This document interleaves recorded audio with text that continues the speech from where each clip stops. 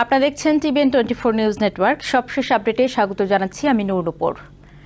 ইরানের সঙ্গে সংঘাত বন্ধে প্রাথমিক সমঝোতার ঘোষণা দিলেও চুক্তির বিস্তারিত প্রকাশ না করায় কংগ্রেসে চাপের মুখে পড়েছে ট্রাম্প প্রশাসন। যুদ্ধ থেকে বেরিয়ে আসার যে কোনো কূটনৈতিক উদ্যোগকে স্বাগত জানালেও ডেমোক্রেট ও রিপাবলিকান এই দুই দলেরই আইন প্রণেতারাই জানতে চাইছেন মধ্যপ্রাচ্যে আমেরিকার ভবিষ্যৎ নীতি বদলে দিতে পারে এমন একটি গুরুত্বপূর্ণ সমঝোতার শর্ত কেন এখনো প্রকাশ করা হয়নি। ডেমোক্রেটরা অবিলম্বে কংগ্রেস ব্রিফিংয়ের দাবি জানিয়েছেন।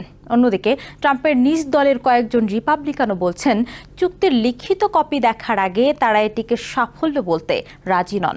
ইরানের সঙ্গে যুদ্ধ বন্ধের পথে বড় অগ্রগতির ঘোষণা দিয়ে এটিকে নিজের কূটনৈতিক সাফল্য হিসেবে তুলে ধরছেন প্রেসিডেন্ট ডোনাল্ড ট্রাম্প। তবে হোয়াইট হাউসের এই ঘোষণার পর ওয়াশিংটনের ক্যাপিটল হিলে তৈরি হয়েছে নতুন বিতর্ক। কারণ আমেরিকা ও ইরানের মধ্যে কি শর্তে সমঝোতা হয়েছে তা এখনও জানেন না অনেক শীর্ষ আইন প্রণেতা। যারা দেশের জাতীয় নিরাপত্তা ও বৈদেশিক নীতির গুরুত্বপূর্ণ সিদ্ধান্তে ভূমিকা রাখেন তারা এখন অপেক্ষায় রয়েছেন প্রশাসনের ব্যাখ্যার। সেনেট মেজরিটি লিডার জন থুন জানিয়েছেন এখনও চুক্তির কোনো আনুষ্ঠানিক নথি তাদের হাতে আসেনি। তিনি বলেন চুক্তির লিখিত বিবরণ প্রকাশ হলে রিপাবলিকান আইন প্রণেতাদের মধ্যেও এটি নিয়ে ব্যাপক আলোচনা হবে। থুন আশা করছেন সমঝোতার প্রক্রিয়া এগিয়ে যাওয়ার সঙ্গে ট্রাম্প প্রশাসন কংগ্রেসকে বিস্তারিত জানাবে। তবে শুধু ডেমোক্রেট নয়, রিপাবলিকানদের মধ্যেও চুক্তির গোপনীয়তা নিয়ে প্রশ্ন উঠছে। নর্থ ক্যারোলাইনার রিপাবলিকান সেনেটর থম টিলিস বলেন যদি এটি একটি গোপন চুক্তি হয় তাহলে সেটিকে কিভাবে গুরুত্বের সঙ্গে নেওয়া সম্ভব।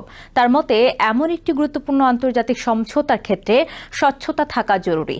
এদিকে ডেমোক্রেটরা আরও কঠোর অবস্থান নিয়েছেন। সেনেট মাইনরিটি লিডার চাক শুমার অভিযোগ করেন ট্রাম্প ইরানের সঙ্গে সম্ভাব্য চুক্তির ঘোষণা দেওয়ার পরও প্রায় একদিন ধরে কংগ্রেস ও জনগণ অন্ধকারে রয়েছে।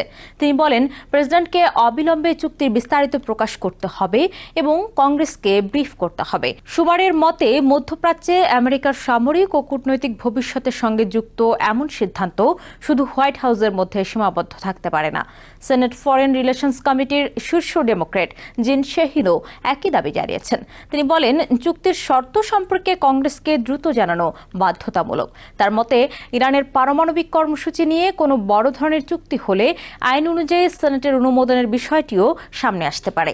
কারণ ইরানের সঙ্গে যে কোনো পারমাণবিক সমঝোতা শুধু বর্তমান প্রশাসনের নয়, ভবিষ্যৎ আমেরিকান নীতির উপরও প্রভাব ফেলবে। ইরানের সঙ্গে সংঘাতের শুরু থেকেই ট্রাম্প প্রশাসনের বিরুদ্ধে কংগ্রেসকে পর্যাপ্ত তথ্য না দেওয়ার অভিযোগ করে আসছেন ডেমোক্রেটরা। প্রথম দিকে অধিকাংশ রিপাবলিকান প্রশাসনের অবস্থানকে সমর্থন করলেও সাম্প্রতিক সময়ে তাদের মধ্যেও স্বচ্ছতার দাবি বাড়ছে। তবে রিপাবলিকান দলের একটি অংশ এখনও প্রেসিডেন্ট ট্রাম্পের পাশে রয়েছে। Ohio Republican senator Bernie Moreno বলেন মধ্যপ্রাচ্যে শান্তি প্রতিষ্ঠার প্রচেষ্টায় প্রেসিডেন্ট ট্রাম্পের ওপর আস্থা রাখা উচিত। তার মতে সংঘাত বন্ধের জন্য প্রশাসনকে কাজ করার সুযোগ দেওয়া প্রয়োজন।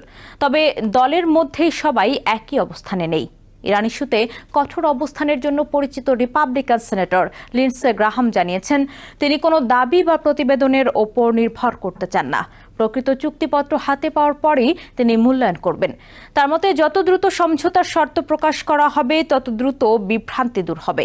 অন্যদিকে রিপাবলিকান সেনেটর মাইক রাউন্ডস চুক্তির আইনি ভিত্তি নিয়ে প্রশ্ন তুলেছেন। তিনি মনে করিয়ে দেন 2015 সালে ওবামা প্রশাসনের ইরান পারমাণবিক চুক্তি কংগ্রেসে অনুমোদিত হয়নি, ফলে সেটিকে পরবর্তী প্রশাসন সহজেই পরিবর্তন করতে পেরেছিল। রাউন্ডসের মতে ট্রাম্প প্রশাসন যদি নতুন চুক্তিকে দীর্ঘস্থায়ী করতে চায় তাহলে এটিকে শুধু রাজনৈতিক সমঝোতা হিসেবে না রেখে সেনেটর অনুমোদন দেওয়া প্রয়োজন হবে। বিশ্লেষকদের মতে ট্রাম্পের ঘোষণা মধ্যপ্রাচ্যে নতুন যুদ্ধ এড়ানোর আশা তৈরি করলেও এখন সবচেয়ে বড় প্রশ্ন হয়ে দাঁড়িয়েছে চুক্তির স্বচ্ছতা। কারণ একদিকে ইরানের পারমাণবিক কর্মসূচি, অন্যদিকে আমেরিকার সামরিক উপস্থিতি। দুই ক্ষেত্রেই এই সমঝোতা ভবিষ্যতের নীতিকে প্রভাবিত করতে পারে। তাই যুদ্ধ বন্ধের সম্ভাবনা তৈরি হলেও ওয়াশিংটনে এখন নতুন রাজনৈতিক লড়াই শুরু হয়েছে। চুক্তির নিয়ন্ত্রণ থাকবে হোয়াইট হাউসের হাতে নাকি কংগ্রেসও এতে ভূমিকা রাখবে? নিউ ইয়র্ক থেকে সম্প্রচারিত টিভিএন 24 টেলিভিশন বিশ্বজুড়ে বাঙালির কণ্ঠস্বর।